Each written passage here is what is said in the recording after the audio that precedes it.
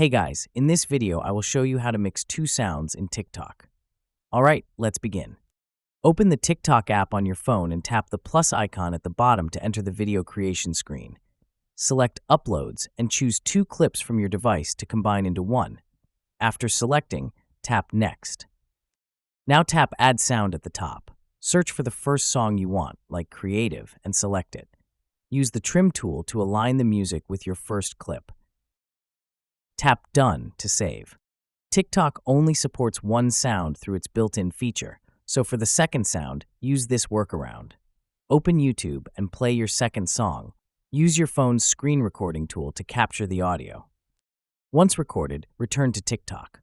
While you can't directly add another sound, you can overlay it. Tap Overlay and select the screen recording that has the second song. Drag and trim it so it matches the second video clip. Make sure the second sound starts at the right moment. When both sounds are placed correctly, tap Save.